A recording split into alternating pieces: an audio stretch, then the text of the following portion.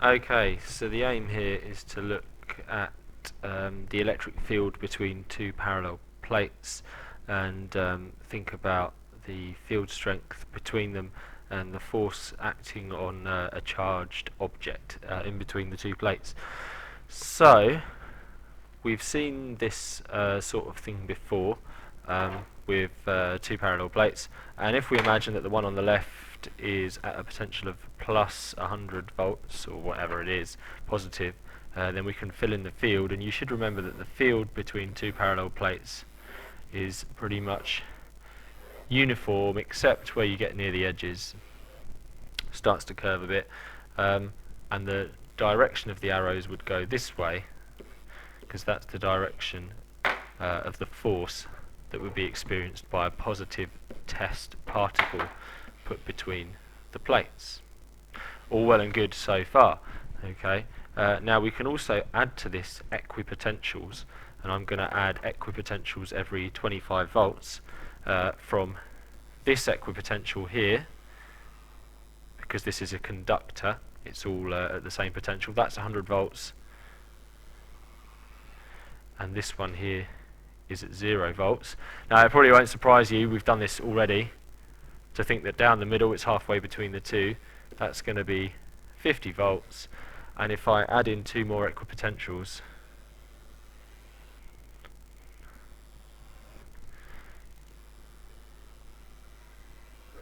for 25 volts and 75 volts, you can see that inside, between the plates, the equipotentials are equally spaced, as close as I could draw, but notice that they do start to curve away as you leave the plates, because the equipotentials are always at right angles to the field lines, and as the field starts to curve, so the equipotentials have to curve as well, so that they stay perpendicular to the field lines. So that's the electric field between two parallel plates, and drawing in the equipotentials. Nothing massively new there, we covered that a few weeks ago with the field's basics. However, if you want to think about the field strength, the strength of the field between the plates, there's two ways you can do that. You can think of field strength as force per unit charge,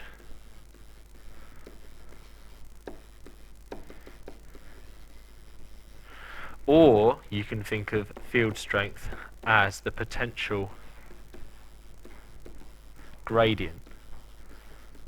That is how fast the potential changes with distance, and that's what I want to do here. So if I just sketch in those equipotentials again, okay, very quickly, here we've got 75, 50, 25 volts all the way down to 0 here. If we brought these plates closer together, what would that do? Well, over here we've still got 100 volts. Over here we've still got 0 volts. Somehow we've still got to squeeze in between that our 50 volts, our 75 volts, and our 25 volt equipotentials. The equipotentials have got way closer together. So if our test particle is moving through these, the potential gradient, how much the potential changes with distance, is much greater now because the equipotentials are closer together. So in that, because of that, the field strength is increased. And the formula to calculate this is dead simple for a uniform field like this. I've got it down here. If you think about the electric field strength as the potential gradient, how fast potential changes with distance, well, it is simply then V over D. The electric field strength is the potential difference, change in potential, divided by the distance. So here we've got a potential difference of 100 volts, and let's say that this is, what, 20 centimeters or something like that. Okay, then the field strength over here, E, is going to be the difference in potential, 100 volts, divided by the distance, 0.2 meters, which is, off the top of my head, 500 volts per meter. That's the electric field strength there. If we bring the plates closer together and keep the same voltage, let's say 10 centimeters distance between them, now the potential gradient is a difference of 100 volts over 0.1 meters, which is 1,000 volts per meter. We've doubled the electric field strength by bringing the plates twice as close together. And if you keep doing this, if you keep bringing the plates closer together, the field strength increases and increases.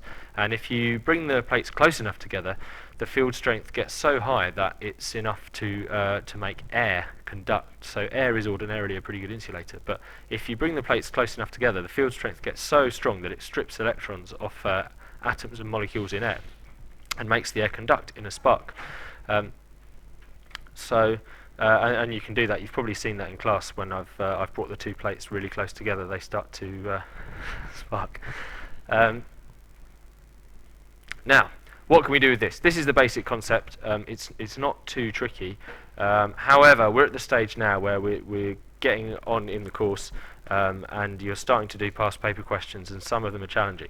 So, what you have to be able to do is apply your knowledge and understanding from the field stuff and synthesize that together with understanding from other parts of the AS and A2 course. So I've got a really tricky question here. It's got a lot of parts to it, but I'll skip some of those out to make it a bit quicker, but we'll have a go at it. Ordinarily in an exam they would sort of break this down into stages for you. They wouldn't give you an entire gigantic problem to solve all in one go, but they might give you something like this and just break it up. So we've got a charged object with a charge of 1 microcoulomb and a mass of 0.01 kilograms. It's probably a ping pong ball or something, our favourite ping pong balls, and it's being dropped between two plates. So it starts off with no velocity whatsoever. It gets dropped and it falls down between two plates with a potential difference across them. And the question is, what's its velocity as it leaves the plates? So as it falls down, what's its velocity when it comes out the bottom of the plates? Now there's two things going on here. Firstly, it's falling under gravity, so it's accelerating downwards.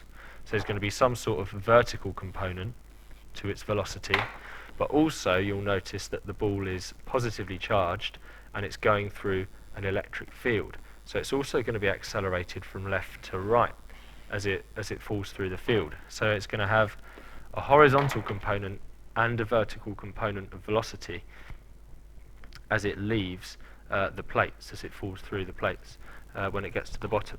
So the task is to work out what that velocity is, which is going to be some sort of resultant velocity out of those. So the ball's going to end up going off, whoops, sorry about that, off in some direction like this. Maybe. We have to find out exactly what direction it is. Now this is a big problem. They would probably guide you through it in a few steps during an actual exam. So I'll do that as well with you. So the first task, I suppose we could find the vertical velocity, okay, and also it's going to be useful for you to find the amount of time it takes for the object to fall 50 centimeters. Okay, now this is just a SUVAT problem, so if you can have a go now, find out how long it takes to fall that distance and also work out its vertical velocity, VV, let's call it, at the end. I would strongly suggest you work that out now just for a bit of quick SUVAT practice. So pause the video now. Okay, hopefully you had a go at that, a bit of SUVAT practice. I got, very hastily, t equals 0.32 seconds and the vertical velocity 3.1 meters per second. Do let me know if that's wrong and I'll fix it, but I think it's probably right. That's just SUVAT. Now we've got to consider the horizontal motion, the motion of this ball, because it's got a charge and it's in an electric field. Now to do that, we probably want to know the force, and the force is just the electric field strength times the charge. That's just a rearrangement of one definition of field strength. If you think that field strength, if field strength is force per unit charge, okay, then force is field strength times charge. That's all well and good, but we don't know the field strength, E, except we can work it out using that handy formula for this precise application from the other side. The electric field strength is V over D. That is the potential difference divided by the separation of the two plates. So now we're onto something. We've got 5,000 volts divided by 0.2 meters of separation, which is going to give us 25,000 volts per meter, which we can then plug into our formula for force, which is going to be 25,000 volts per meter times the charge, which is 1 times 10 to the minus 6 coulombs. And if we do that, hopefully we can do that without even using a calculator. We've just got to go back 6 places here. So 1, 2, 3, 4, 5, 6. So that's going to be 0.025 newtons. From that, we can work out the horizontal acceleration, which is just force divided by mass, which is 0.025 newtons divided by the mass of the ball, which is 0.01 kilograms. And lo and behold, we get 2.5 meters per second, I think. So meters per second, excuse me, this is an acceleration, meters per second squared. My apologies. So we have an acceleration of 2.5 meters per second squared.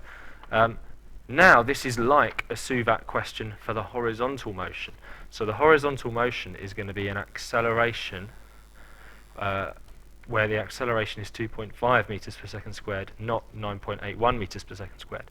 So I wonder, can you solve this SUVAC problem for the horizontal motion? We know the time it takes to fall through the plates is that. We know the horizontal acceleration is that.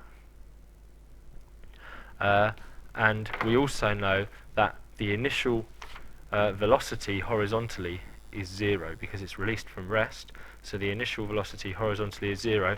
Can you put that together to solve the motion horizontally to find VH, the horizontal velocity? Once again, have a bit of practice. Pause the video now.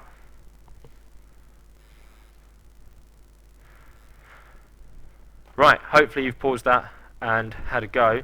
I think, if I'm not mistaken, we end up with a horizontal velocity of 0.8 meters per second and a vertical velocity, which we've already worked out, of 3.1 meters per second. So now it's just a case, if we want to find the total velocity, of specifying the magnitude and the direction of that velocity. So this is a Pythagoras and a trigonometry problem. Once again, this is bread and butter stuff, easy AS level addition of vectors. So do it again. Can you add these two vectors to find for me the resultant velocity, magnitude and direction? Pause the video now.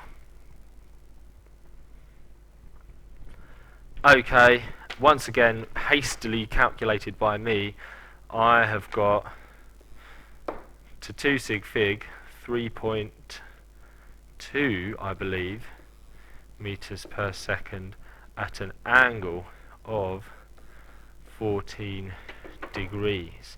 do let me know if you agree or disagree with that.